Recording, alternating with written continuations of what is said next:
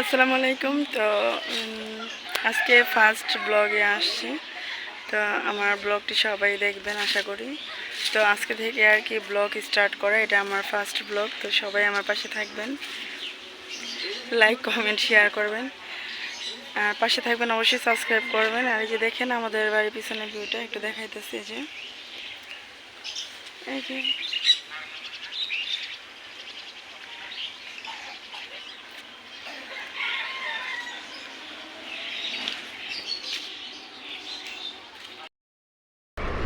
তো সবাই আমার পাশে থাকবেন আর ভিডিওটা দেখবেন। আর ফার্স্ট টাইম যেহেতু একটু ভুল ত্রুটি হতে পারে, তো সবাই ক্ষমা দৃষ্টিতে দেখবেন।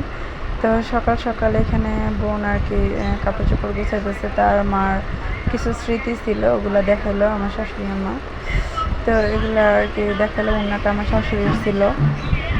তো এটা দেখে আর কি খুব স্যাড মুডে ছিল। তো এটা আপনাদের মধ্যে একটু শেয়ার করলাম। আর আমি কি বলবো না বলবো বুঝতেছি না, যেহেতু ফার্স্ট ভিডিও করতেছি। তো আমাকে অবশ্যই সবাই সাপোর্ট করবেন, সবাই আমার পাশে থাকবেন, আর অবশ্যই লাইক কমেন্ট শেয়ার করবেন, বেশি বেশি করে সাবস্ক্রাইব করবেন। তো যাই হোক, এখানে দেখেন কি অগোছালো সকালবেলা। প্রত্যেকটা দিন সকালবেলা এরকমই হয় আমার বাসায়, যেহেতু আমরা জয়েন্ট ফ্যামিলি, অনেক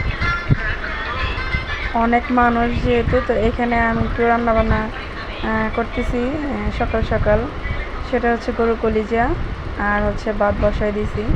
তো এটাও একটু শেয়ার করলাম আপনাদের সাথে। অনেক দিন পর বসলাম রান্না করতে। তো এই যে দেখেন তরকারির কালারটা কিন্তু অনেক সুন্দর হয়েছে। আর আমাদের বাসায় ঝোল না হলে খাইতে পারে না, বিশেষ করে আমার হাজব্যান্ড। ঝোল তরকারি তার লাগে।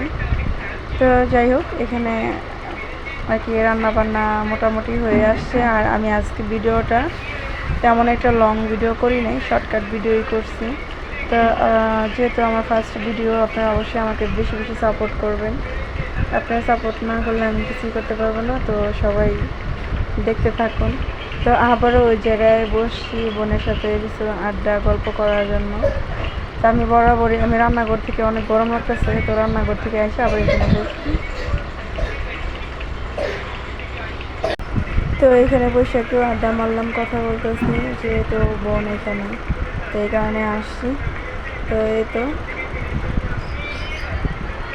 মানে এই ওড়নাটা দেখে অনেক ইমোশনাল হয়ে যেতেছে। বারবার আমার বুঝাইলাম যে পৃথিবীতে সবাই থাকে না, কারণ কেউ না কেউ চলে যায়। কিন্তু আমার শাশুড়ি আম্মা অল্প বয়সী, মানে অল্প সময়ের মধ্যেই উনি মারা গেছে। তাকে আল্লাহ ব্যস্ত নসিব করুক। সবাই আমার শাশুড়ির জন্য দোয়া করবেন যাতে উনি ভালো থাকে। তো এই তো আমি আবার রান্না করে গেছি। কি বলবো, এত পরিমাণ গরম যে বারবার রান্নাঘর থেকে আইসা রুমের ভিতরে বসি। তো অবশেষে তরকারি আমার হয়ে গেছে। তো এটা আমি দেখেন আমার কি অবস্থা, প্রচুর পরিমাণে ঘামতেছি। আর ওইখানে কাটলে পিসে রাখছি ওগুলো ভর্তা বানানোর জন্য, কারণ আমরা যেহেতু অনেক মানুষ, বেশি বেশি লাগে। তো এখন আর কি এখানে হচ্ছে যে আমাদের বাড়িতে যে কাজ করে ওই আপা। তো যাই হোক, সবাই ভালো থাকবেন, আল্লাহ হাফেজ।